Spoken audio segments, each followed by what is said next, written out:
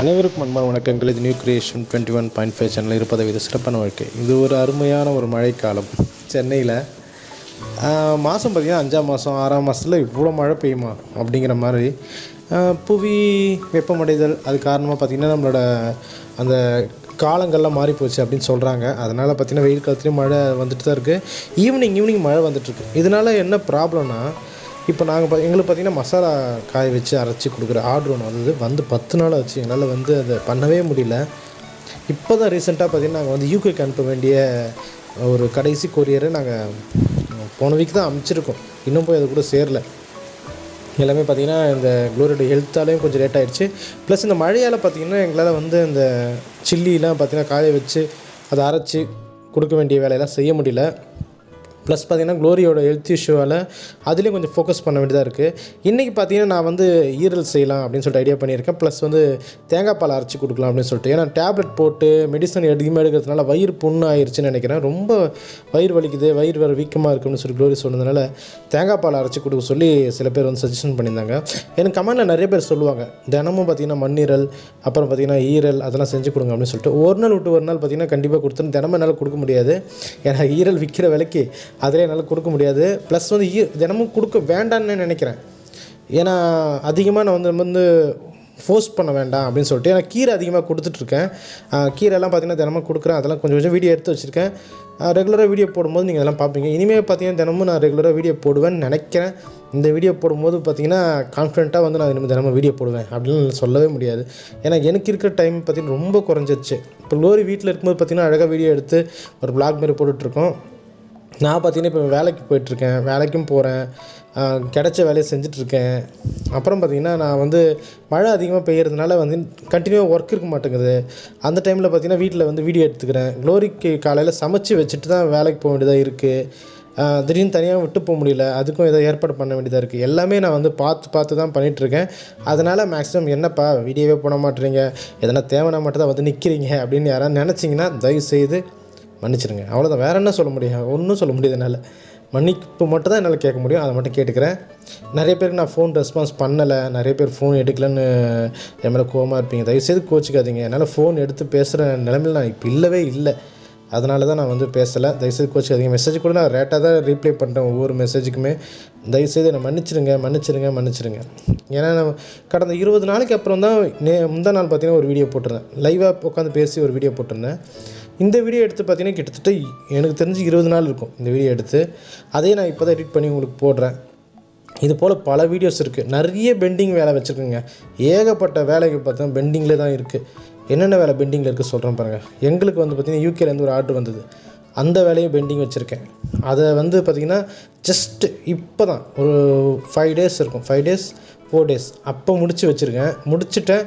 இன்னும் அது போய் சேரலை. அதனால தான் அதை பெண்டிங்னு சொல்கிறேன். அது போய் சேர்ந்ததுக்கப்புறமா அது கம்ப்ளீட் ஆகிடும். அப்புறம் பார்த்திங்கன்னா இன்னொரு ஆர்டர் வாங்கி வச்சுருக்கோம். என்ன பார்த்திங்கன்னா மசாலா அரைக்கிற ஆர்டர். இப்போ வெயிலே அடிக்கவில்லைங்க, சுத்தமாக அடிக்கலை. ஒரே மழை. சென்னையில் பார்த்திங்கன்னா வெயில் எட்டி பார்க்க மாட்டேங்குது, என்னன்னு தெரியல. வந்தால் பயங்கரமாக வெயில் அடித்து நம்மளுக்கு கொலையாக கொண்டுடும், இல்லைனா வரவே வராது. இப்படியே தான் மேகமூட்டமாக இருந்துட்டு ஈவினிங் ஆச்சுன்னா மழை பெய்யும். துணி கூட காய வைக்க முடியலங்க இங்கே. அதுதான் இங்கே பிரச்சனை போயிட்டுருக்கு. ஊசி வர போட போகணும். ஒரு வாரமாக மழை பிச்சுக்கிட்டு இருக்கு. போன வாரம் ஆரம்பிச்சது நல்ல மழையை பார்க்க முடியல. சவுண்டு மட்டும் தான் கேட்குது. லைட் ஆஃப் ஆகிட்டா தெரியும்.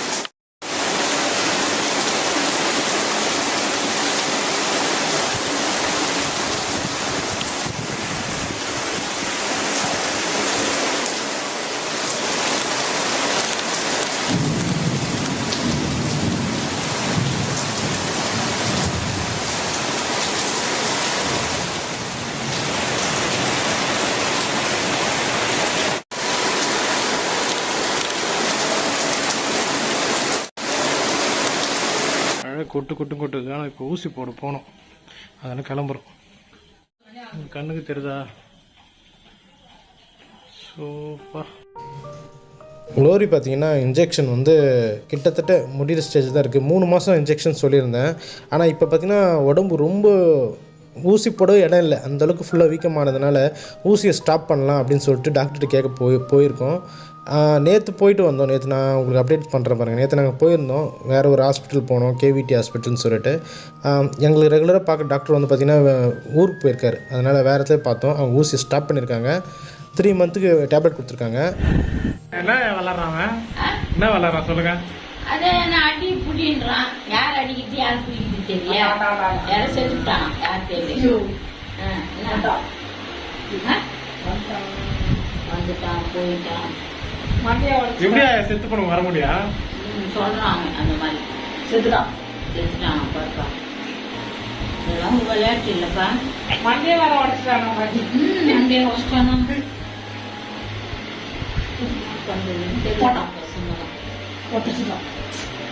ஆனால் நம்ம காலம் மாதிரிலாம் வராது.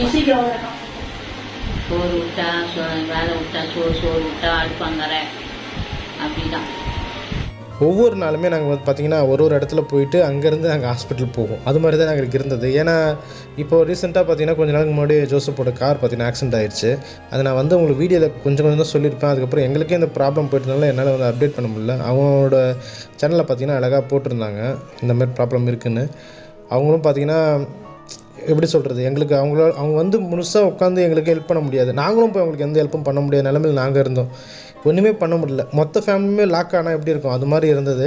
நாங்கள் நிறைய பேர் பார்த்திங்கன்னா ஒரே நேரத்தில் லாக் ஆகிட்டோம். அதுதான் எங்களுக்கு ரொம்ப கஷ்டமாக இருந்தது. அந்த டைம்லேயும் பார்த்திங்கன்னா எங்களை பார்த்திங்கன்னா நிறைய கமெண்ட்ஸ் வரும்.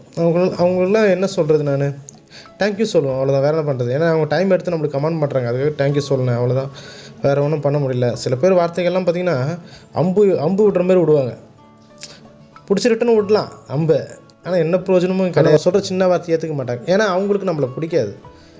ஒரு விஷயந்தான், ஒரு சின்ன பழமொழி சொல்லுவாங்க பார்த்தீங்களா, ஆகாத மருமக வந்து நின்னாலும் குத்தம் உட்காந்தாலும் குத்தம்னு சொல்லுவாங்க. இக்கட்டான சூழ்நிலையில் நம்ம எல்லாருமே ஒன்றா இருக்கணும் அப்படிங்கிறது நினைக்கிறது தான் நம்மளோட மனித இயல்பு. நம்ம வந்து பார்த்திங்கன்னா ஒன்றுடன் ஒன்று பிணைந்தவர்கள், அதை நம்ம எப்பவுமே புரிஞ்சுக்கணும்.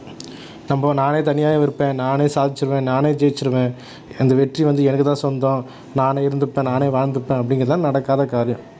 அதுக்கு உதாரணம் தான் பார்த்திங்கன்னா நியூ கிரியேஷன் 21.5 சேனல். ஏன் இதை சொல்கிறேன்னா, நீங்கள் கொஞ்சம் யோசிச்சு பாருங்களேன், எங்கள் லைஃப் ஸ்டைல் எப்படி ஆரம்பிச்சது, இப்போ எப்படி இருக்குது. நாங்கள் ஒன்றும் பெரிய பணக்காரங்க கிடையாதுங்க.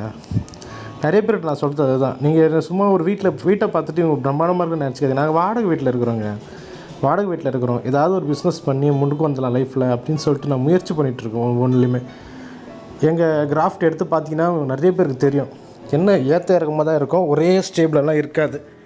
நிறைய பேர் அது வந்து புரிஞ்சுருப்பீங்க. ஏன்னா லைஃப்பில் ஏறி இறங்குறவங்க நிறைய பேர், அப்படியே இருக்கிறவங்க வேறு. அப்படியே இருக்கிறவங்க வந்து பார்த்திங்கன்னா ஆதி காலத்துலேருந்து இருப்பாங்க. அவங்க அப்பா அம்மா அவங்களுக்கு சொத்து சேர்த்து வச்சுக்கலாம், முன்னோர்களோட சொத்து இருக்கலாம். எங்களுக்கெல்லாம் ஒன்றுமே கிடையாது, நாங்கள் ஜீரோலேருந்து தொடரணுங்க லைஃப்பை.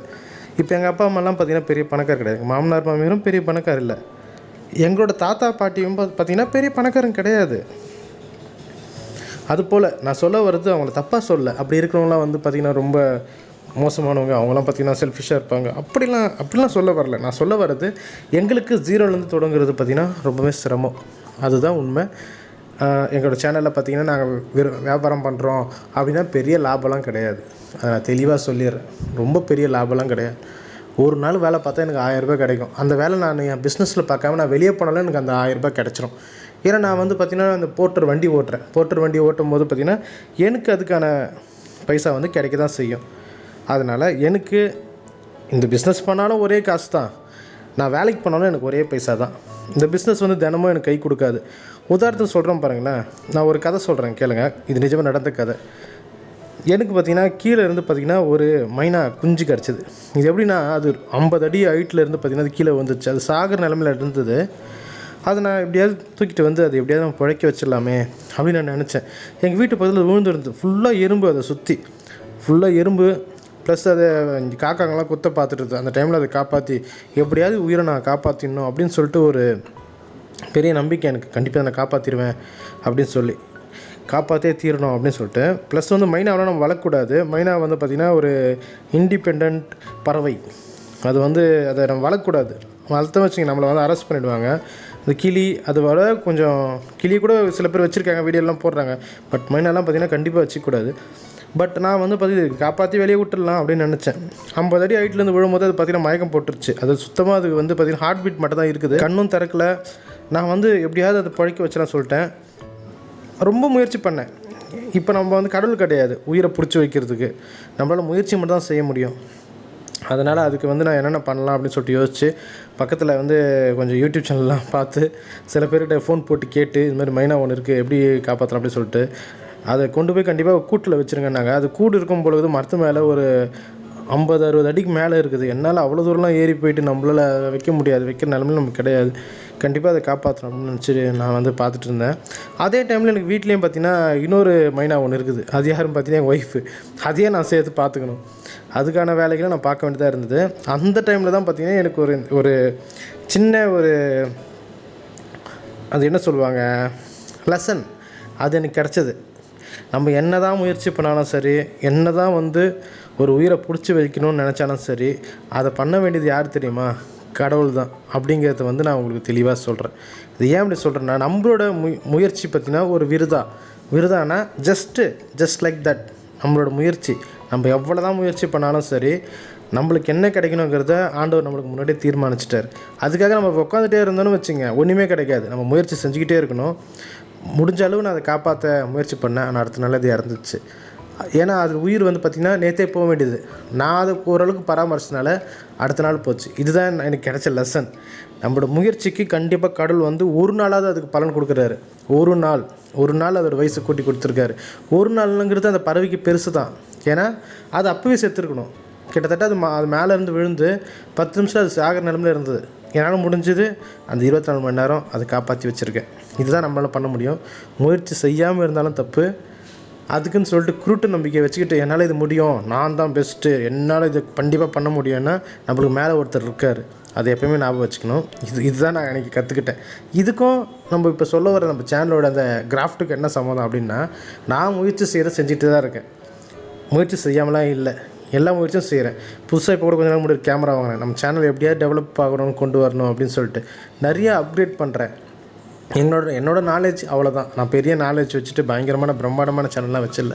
சும்மா ஒரு vlog சேனல் அவ்வளோதான். ஜஸ்ட்டு கொஞ்சம் சின்ன சேனல். ஒரு 38,000 பேர் இருக்காங்க. அதில் ஒரு 2,000 பேர் 3,000 பேர் தான் எங்களை ரெகுலராக வாட்ச் பண்ணுறாங்க. அதுலேயும் கொஞ்சம் பேர் தான் பார்த்திங்கன்னா எனக்கு லைக் பண்ணுறாங்க. அதுலேயும் கொஞ்சம் பேர் தான் பார்த்திங்கன்னா கமெண்ட் பண்ணுறாங்க. அதுலேயும் கொஞ்சம் பேர் தான் எங்களோட கனெக்டில் இருக்காங்க. இது ஒன்றும் ப்ராப்ளம் கிடையாது. இது வந்து நிரந்தரமும் கிடையாது. எப்போ வேணால் எது வேணால் மாறலாம். அதுவரை முயற்சி செஞ்சுட்டே இருப்போம் அப்படின்னு சொல்லிட்டு இந்த வீடியோ முடிச்சிடுறேன். இந்த வீடியோக்கும் இதுக்கும் ஏதாவது சம்மந்தமாக இருக்கா அப்படின்னு சொல்லிட்டு சில பேர் நினச்சிருப்பீங்க. இருக்கும், நீங்கள் இருக்கும்னு நினச்சிங்கன்னா இருக்கும். பாய். அடுத்த வீடியோ சந்திக்கிறேன். பாய்.